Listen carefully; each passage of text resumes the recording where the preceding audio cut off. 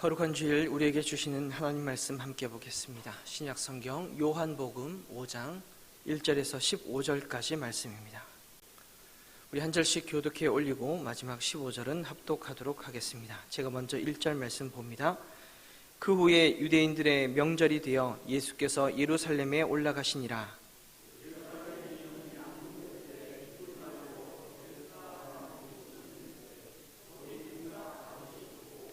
그 안에 많은 병자, 맹인, 다리 저는 사람, 혈기 마른 사람들이 누워 물의 움직임을 기다리니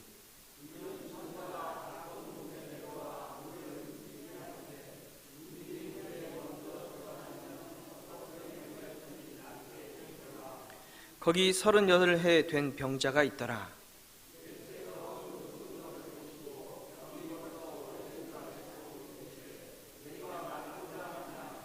병자가 대답하되 주여 물이 움직일 때 나를 못에 넣어주는 사람이 없어 내가 가는 동안에 다른 사람이 먼저 내려가나이다.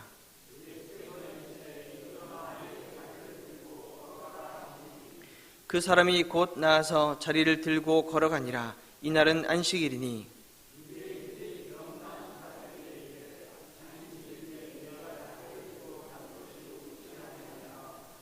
대답하되 나를 낫게 한 그가 자리를 들고 걸어가라 하더라 하니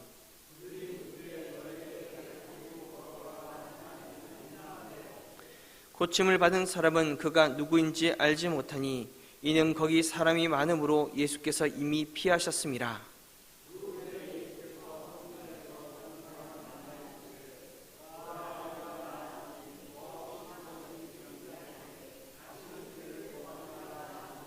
함께 봅니다. 그 사람이 유대인들에게 가서 자기를 고친 이는 예수라 하니라. 아멘. 우리가 여기 와서 예배 드리는 가운데 예수님을 만나야 하잖아요. 예배 주체 대신 예수님을 만나는 것이 우리에게 가장 큰 기쁨이 되는 줄로 믿습니다. 오늘 읽은 요한복음 5장 1절부터 15절의 내용은 그 배경이 베데스다라고 하는 연못입니다. 베데스다.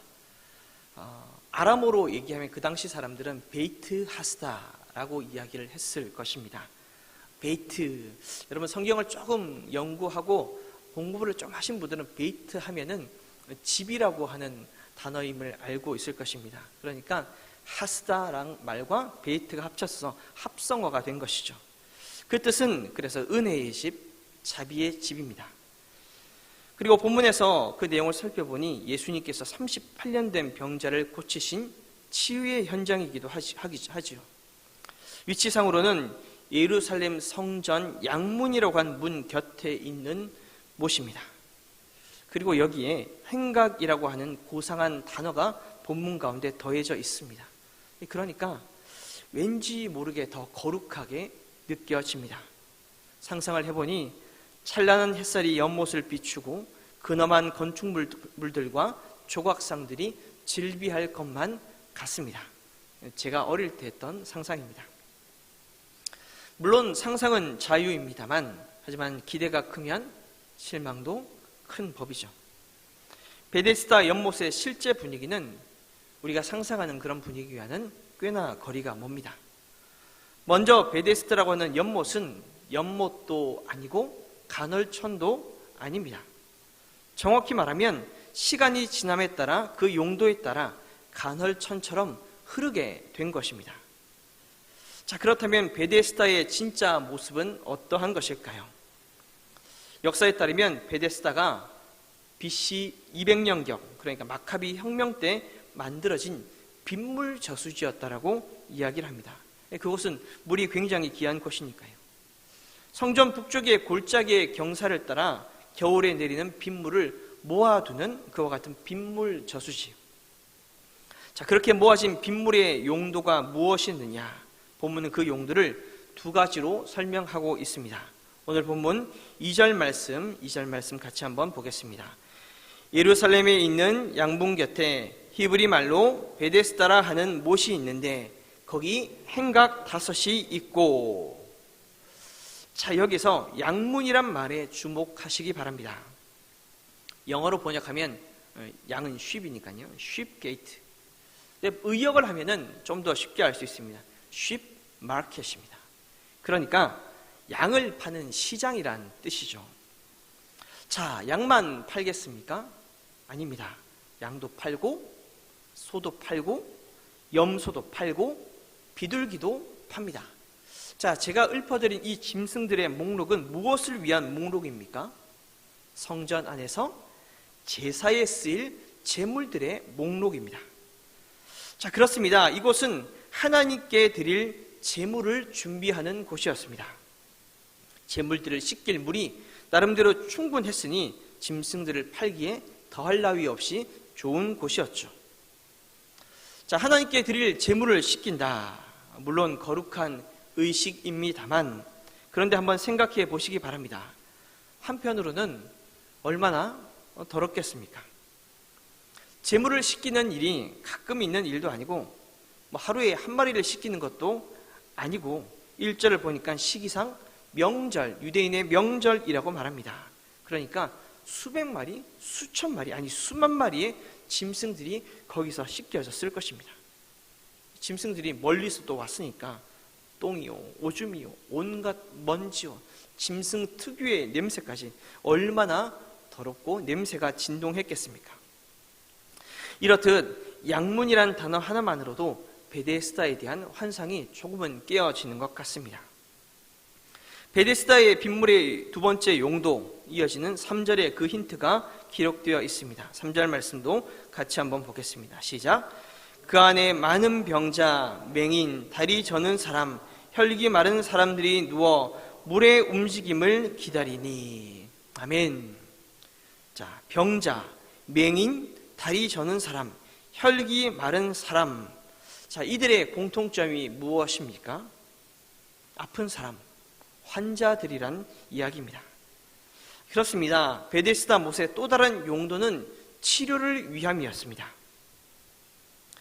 더럽고 냄새가 나기는 하지만 하나님께 드릴 제물을 시킨다고 하니 거룩한 건 여전하지 않겠습니까?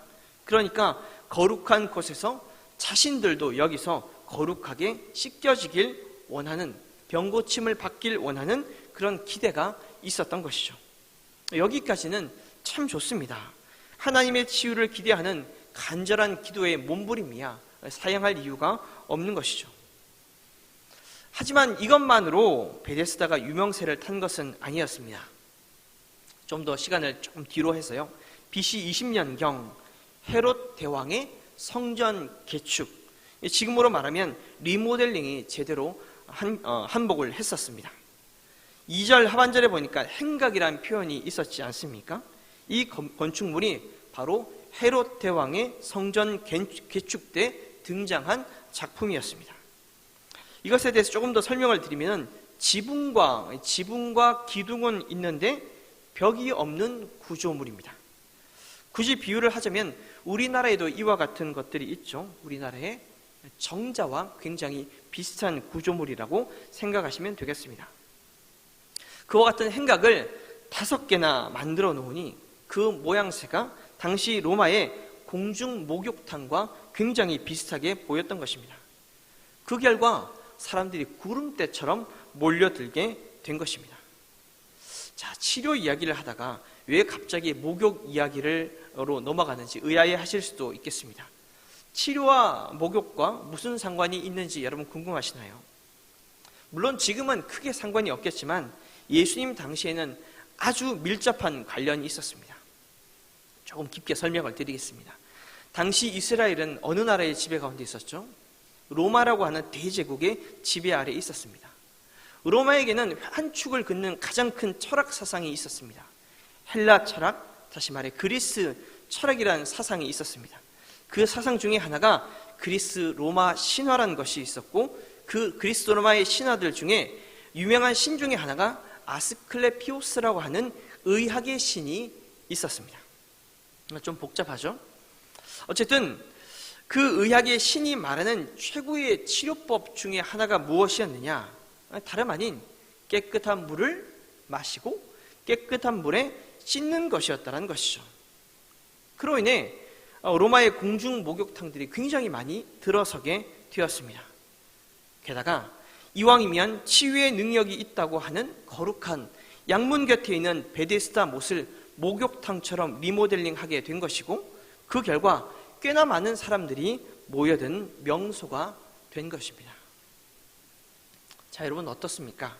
베데스다 연못, 여러분들이 어릴 적 생각했던 그런 그림으로 그려지십니까? 그렇지 않은 것 같습니다. 우아함도 깨끗함도 없습니다. 거룩함이요? 로마의 공중 목욕탕이 거룩해봤자 얼마나 거룩하겠습니까? 하나님의 치유도 아닌 아스클레피오스라고 했던 것 같은데, 그리스 로마 신화의 한 페이지로 전락해버린 우상 숭배의 현장에서 무슨 거룩을 논하겠습니까? 베데스다, 은혜의 집, 자비의 집이라고 제가 말씀드렸습니다. 그렇게 거룩하게 불리던 베데스다 연못, 사랑하는 성도 여러분, 여러분은 지금 이 시간 누구로부터 주어지는 은혜와 자비를 바라보고 계십니까? 그리스 로마의 신들, 의학의 신, 온갖 우상들, 그리고 심지어 때로는 베개 밑에 넣어놓은 값비싼 부적들, 아니면 믿을 만한 혈연, 지연, 높은 인맥들, 그런 것들을 의지하며 나도 모르게 세상 가운데 살아가고 있지는 않은지요? 여러분, 우리는 그리스도인들입니다.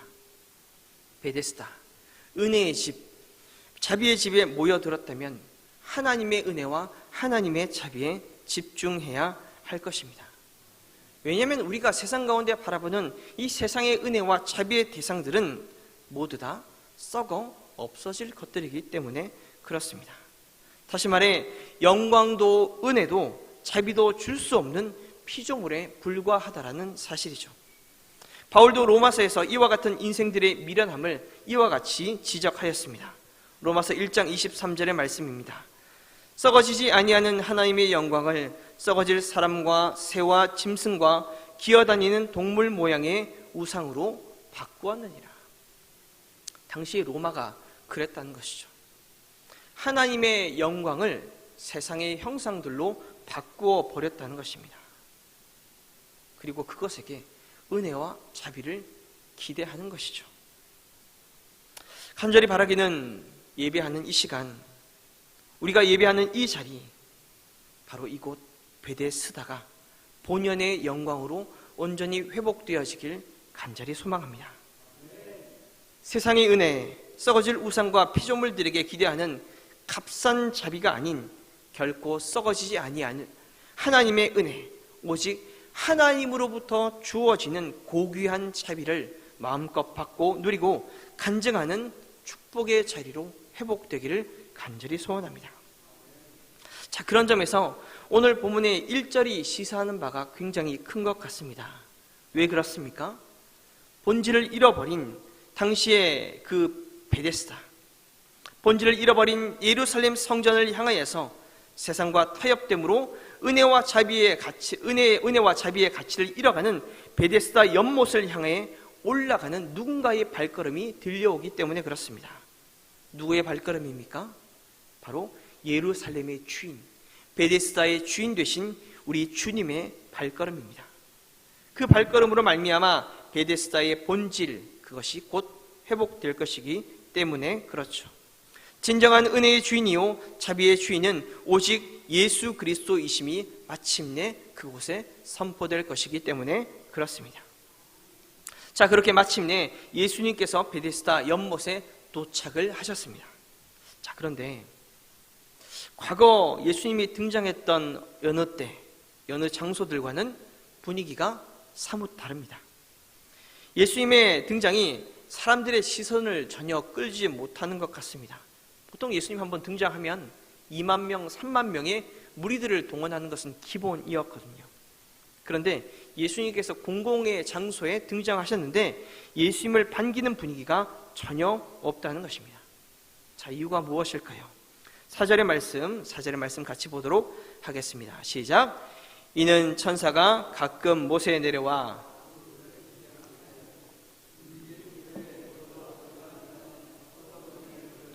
낮게 되밀어라. 아멘. 자, 무슨 말입니까? 못 주변에 환자들이 질비했다라고 말씀드렸죠. 이들이 천사가 내려오기만을 손꼽아 기다리고 있다는 것입니다. 천사가 딱 내려와가지고요, 못 위에, 연못 위에 물을 딱 동하게, 그러니까 움직이게 파장을 일으키는 딱 그 순간 못으로 뛰어드는 사람은 누구라도, 어떤 병이라도 낫게 한다는 당시의 미신이 있었기 때문에 그렇습니다. 그리고 실제로 내가 그 첫사람이 되고 싶다는 것이죠. 물이 탁 동하는 그 순간 내가 가장 먼저 뛰어내려가지고 내 병이 치유함을 받고 싶다는 것입니다. 그리고 때마침, 정말 때마침 오늘이 그날이 될 요소가 다분하니 아무리 예수님이라고 해도 신경 쓸 겨를이 있다 없다? 없다는 것입니다. 1절의 말씀을 다시 한번 보면 이렇습니다. 그 후에 유대인의 명절이 되어 예수께서 예루살렘에 올라가시니라. 자, 유대인의 명절이 되었다라고 말하고 있죠.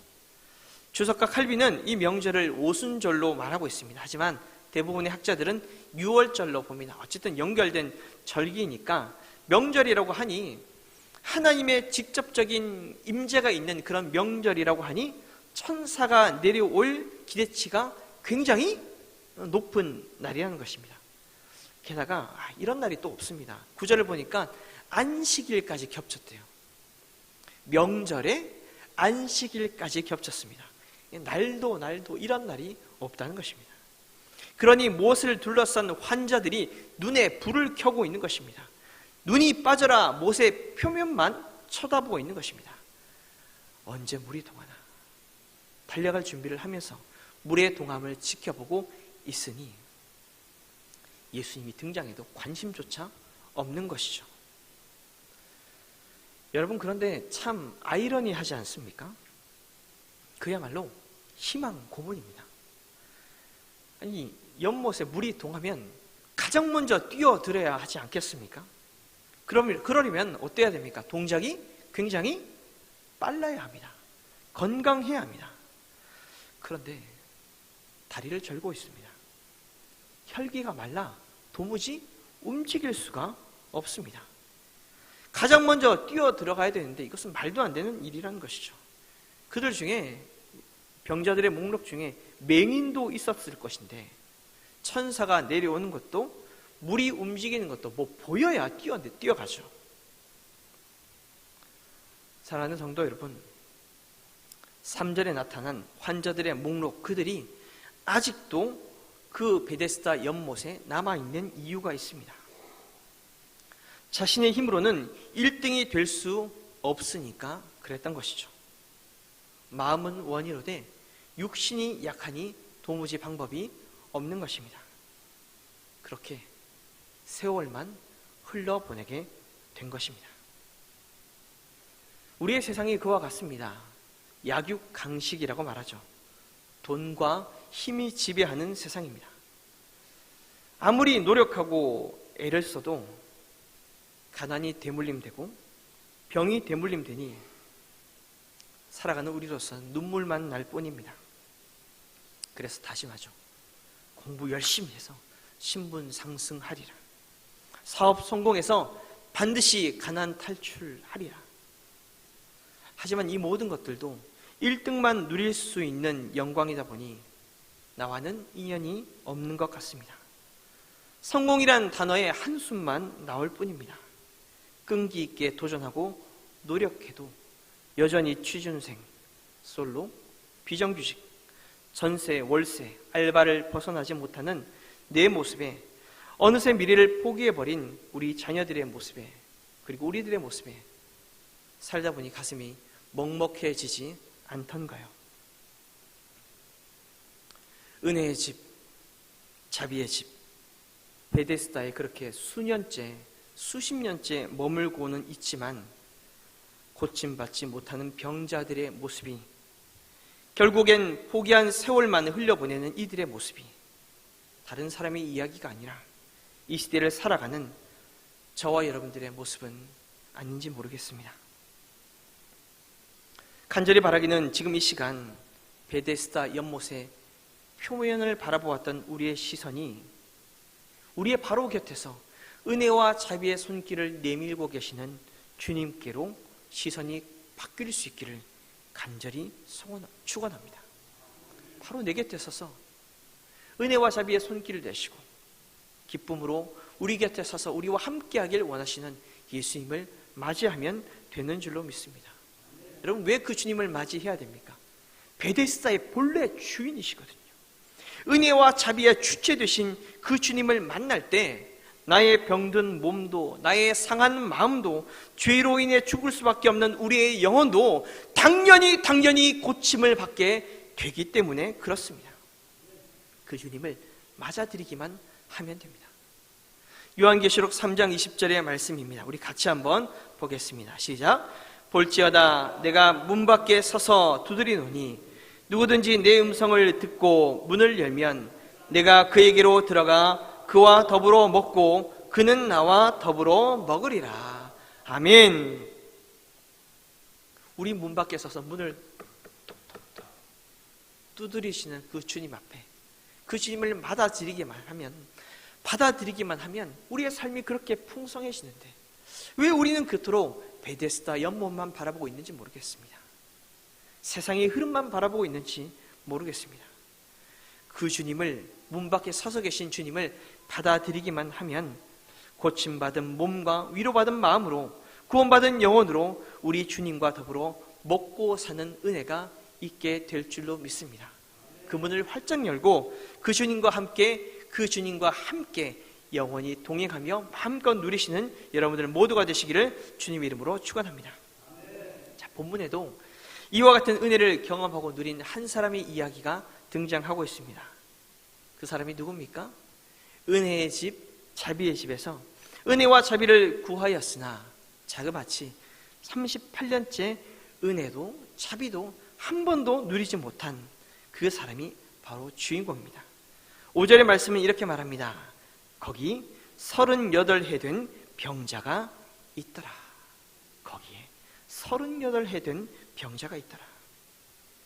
감사한 건요, 예수님께서 이 환자를 먼저 주목하셨다는 것입니다.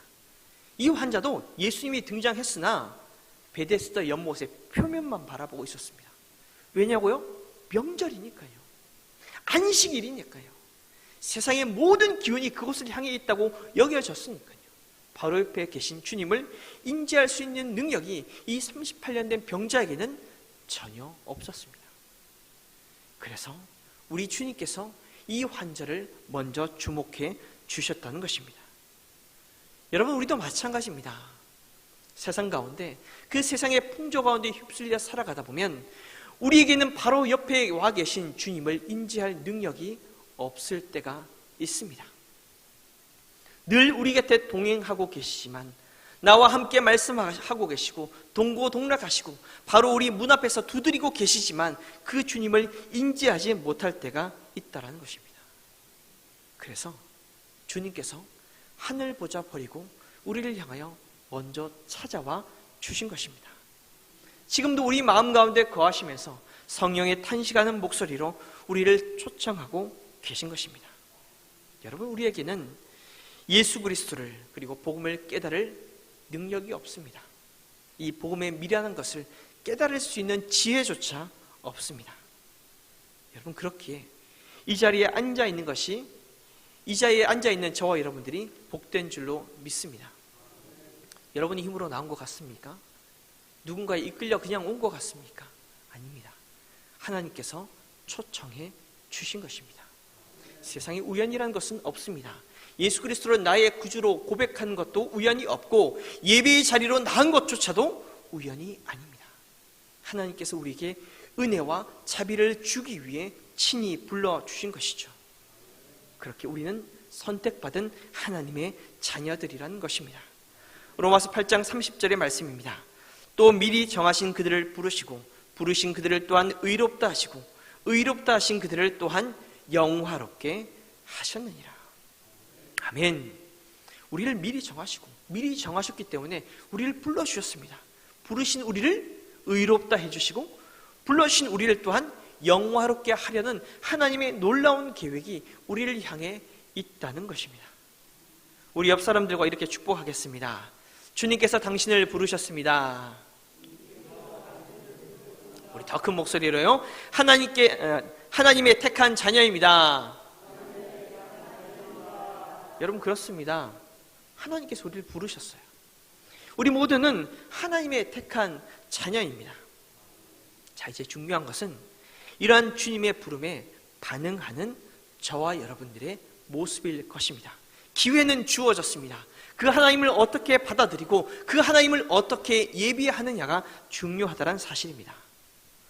정말 다행인 것은 이 38년 된 병자가 주님의 부르심에 간절함으로 반응하고 있다는 사실이죠. 오늘의 본문 6절과 7절 말씀 같이 한번 보겠습니다. 6절과 7절입니다. 시작. 예수께서 그 누운 것을 보시고 병이 벌써 오래된 줄 아시고 이르시되 내가 낫고자 하느냐? 병자가 대답하되 주여 물이 움직일 때 나를 못에 넣어주는 사람이 없어 내가 가는 동안에 다른 사람이 먼저 내려가나이다. 아멘. 그렇습니다. 여러분, 이 병자에게는 돕는 자가 필요했습니다.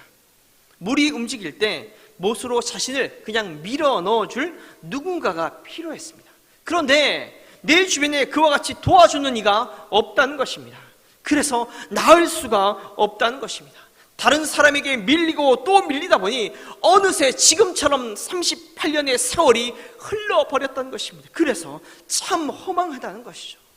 그러니 이 시간 좀 나를 밀어달라는 것입니다. 당신의 도움이 간절히 필요하다는 것입니다. 여러분, 우리 주변에 자신의 질병 또는 가족의 질병으로 특별히 어려움을 당하는 이웃들의 이야기를 종종 듣습니다. 그리고는 때로는 그 이야기가 나의 이야기가 되기도 하죠.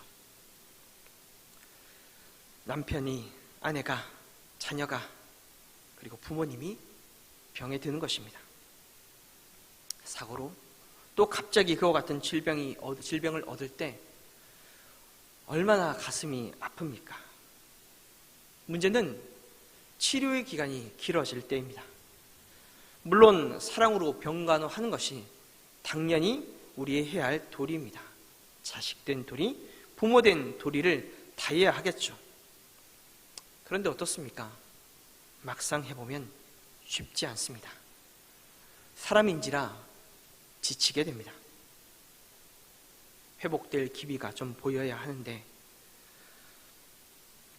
악화만 되니 더 지칩니다.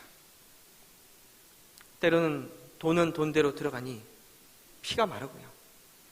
병간호하는 사람에게도 위로가 필요한데 마음이 고장나 버렸습니다. 위로도 격려도 없으니 금방 지쳐버립니다. 죽을 맛입니다. 그렇게 처음에는 사랑으로 버텼는데 연약한 인생인지라 그나마 있던 사랑도 어느새 바닥을 보이게 됩니다. 아니, 오히려 미워져만 갑니다. 누가요? 병상에 누워있는 내 남편이, 내 아들이. 이 시대에 그렇게 버려지는 병든 부모님과 배우자와 심지어 그로 인해 비극적인 범죄로 치닫는 얼룩진 가정들의 모습이 우리 주변에 얼마나 많이 있습니까? 그 소식을 들을 때마다 얼마나 가슴이 먹먹해집니까? 본문에 등장하는 이 병자도 처음부터 혼자는 아니었을 것입니다. 적어도 38년 전에는 말이죠. 가족에 대한 책임 그리고 구제와 차비를 중요시하는 유대 민족이다 보니 도움의 손길이 상당했을 것입니다. 결혼을 했다고 하면 한 번은 아내가 와서 밀어줄 준비를 했을 것이고요. 한 번은 자식들이 와서, 또한 한 번은 친구들이, 한 번은 이웃들이 그 주변의 자리를 늘 함께 했을 것입니다. 그런데 이 병자의 증세가 남들보다 더 안 좋았던 탓일까요? 발이 느렸던 탓일까요? 물이 동할 때마다 번번이 기회를 놓치고 말았고 기다리다 지친 가족들이, 친구들이, 그리고 이웃들이 한 사람씩 그의 주변을 떠났던 것입니다. 그렇게 자포자기하며 희망 고문하듯이 38년의 세월을 흘려보내기만 하던 어느 날 한 청년이 자신에게 찾아와 이렇게 말을 하는 겁니다. 내가 낫고자 하느냐? 내가 낫고자 하느냐? 지난 38년 동안 절망뿐이었던 인생에, 답답함만 가득했던 내 인생에 한 줄기, 하지만 너무나도 강렬한 희망의 빛이 비치는 순간이었습니다. 마지막 희망이란 심정으로 그 희망을 붙잡으며 간절히 애원합니다. 나를 물에 넣어줄 사람이 없습니다. 다른 사람이 먼저 들어갑니다. 하소연하는 것이죠. 38년 된 병자의 심정을 한번 의역해 볼까요? 예, 주님, 저 살고 싶어요. 저 낫고 싶어요. 그러니까 당신이 나를 좀 도와주세요. 여러분, 얼마나 간절했으면 새파랗게 젊은 그 청년 예수에게 주여라고 말하기까지 했겠습니까? 이제 그 간절함에 베데스다, 그리고 은혜와 자비의 주인 되신 예수님께서 사랑으로 반응하십니다. 오늘의 본문 8절과 9절의 말씀 함께 보도록 하겠습니다. 시작. 예수께서 이르시되 일어나 네 자리를 들고 걸어가라 하시니 그 사람이 곧 나서 자리를 들고 걸어가니라. 이 날은 안식일이니. 아멘. 여러분, 기적이 일어났습니다. 지난 38년 동안 단 한 번도 일어나 보지 못한 그였습니다. 그런데 성경이 말하기를 그가 곧 나았다라고 말합니다. 어떠한 약도 어떠한 재활치료도 받은 적 없던 그가 그 자리에 순식간에 그 자리를 딛고 일어나 걸어갔다라고 본문은 기록하고 있습니다. 자신의 두 발로 주변에 어떤 사람의 부축도 받지 않고 일어나 걸어갔다라고 기록하고 있는 것이죠. 할렐루야. 여러분, 정말 아멘이십니까? 여러분, 이 모든 기적은요, 베데스다 연못이 동하는 그것을 바라보는 시선 덕에 얻은 결과가 아닙니다. 베데스다의 참된 주인 되신 예수님을 바라보았기 때문에 그렇죠.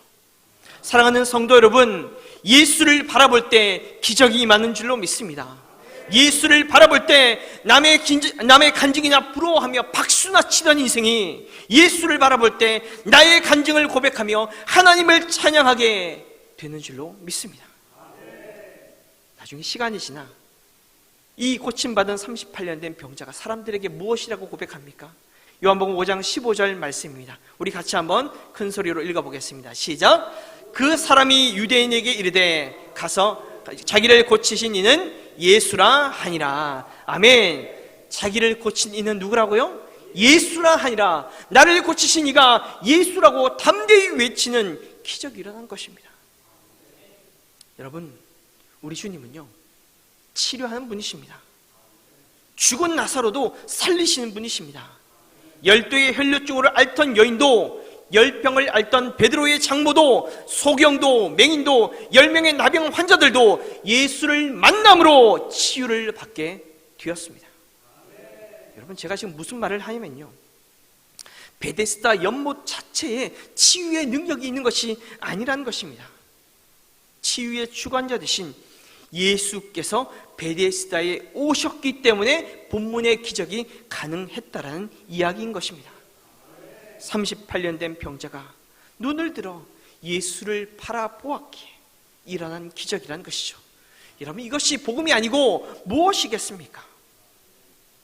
사랑하는 꿈사랑의 교회 성도 여러분, 이 시간 우리 모두는요, 예배하러 나온 우리 모두는 베데스다에 모인 사람들입니다. 병고침을 위해 왔건, 예방 차원에서 목욕을 하러 왔건, 그냥 한번 나왔건, 끌려 나왔건 간에 은혜의 집, 자비의 집, 베데스다에 너나 할 것 없이 머물러 있습니다. 왜 그렇습니까? 몸과 마음이 병들었기 때문에 그렇습니다. 죄악된 세상에 발을 딛고 살아가다 보니 나도 모르게 몸도 마음도 성한 곳이 한 군데도 없기 때문에 그렇죠.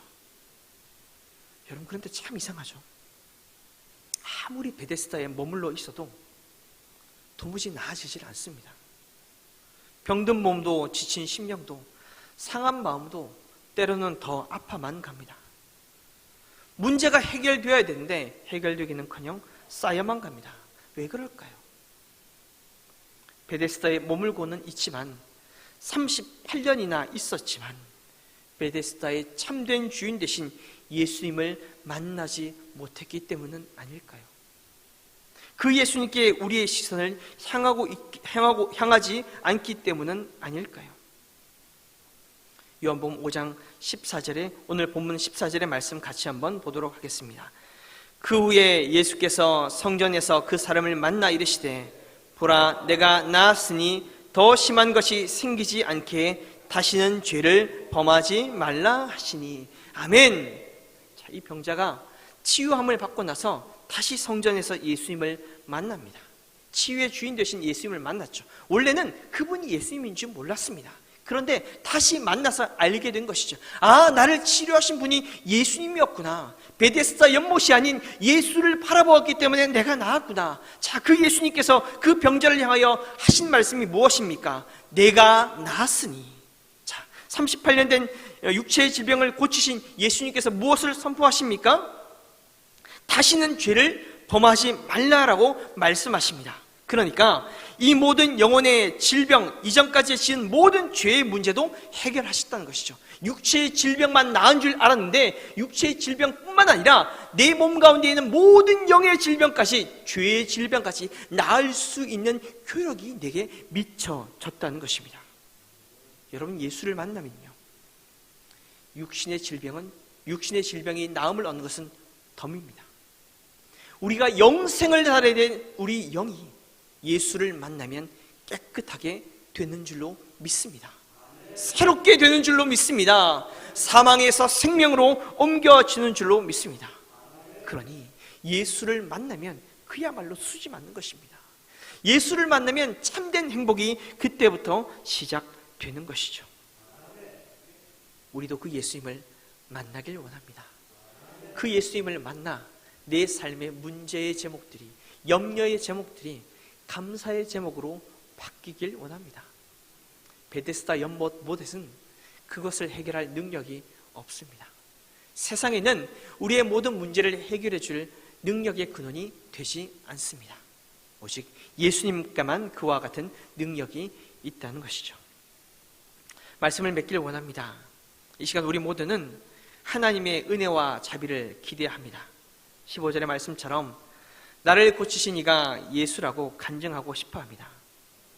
하나님께서 내 병을 그렇게 고치셨다고, 내 아픔을 위로하셨다고, 내 열등감을 고치시고 심지어 내 우울증도 고치셨다고, 내 암세포를 녹이시고 내 두 눈을 뜨게 하시고 두 다리에 힘을 주셨다고 간증하고 싶어합니다.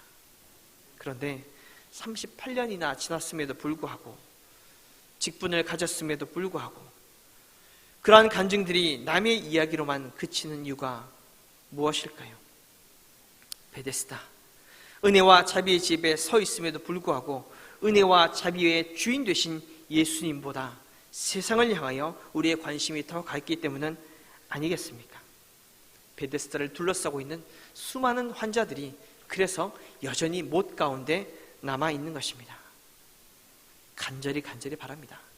이 시간 나를 만나기 위해 바로 내 곁에 찾아오신 베데스다의 참된 주인 되신 예수님을 바라보는 저와 여러분들 모두가 되시기를 주님의 이름으로 축원합니다. 그 주님께서 우리에게 물으실 것입니다. 내가 낫고자 하느냐? 내가 낫고자 하느냐? 예, 주님, 제가 낫고자 합니다. 제 인생의 문제를 주님께 해결받기를 원합니다. 주 안에서 새로운 인생이 시작되길 원합니다. 그렇게 간절히 바라며 나아갈 때 베데스다를 통해 하나님의 기적이 우리의 삶을 충만하게 채울 줄로 믿습니다. 그 기적의 현장, 기적의 간증을 가지고 세상을 향하여 외칩시다. 나를 고치신 이가 예수라고 말이죠. 나와 함께 하신 이가 예수라고 말이죠. 예수를 만남으로 내 인생이 새롭게 되었다라고 그와 같이 간증하는 저와 여러분들 모두가 되시기를 주님의 이름으로 축원합니다. 기도하겠습니다. 하나님 아버지, 참 감사를 드립니다. 이 시간 38년 된 병자의 마음으로 구하오니 우리를 불쌍히 여겨 주옵소서. 기약 없는 베데스다 연못을 바라보기보다, 소망 없는 세상의 소문에 귀 기울이기보다 베데스다, 은혜와 자비의 주인 되신 예수님을 바라보게 하옵소서. 지금 이 시간도 나를 찾아와 문 밖에 서서 문을 두드리는 주님을 기쁨으로 맞아들이게 하옵소서.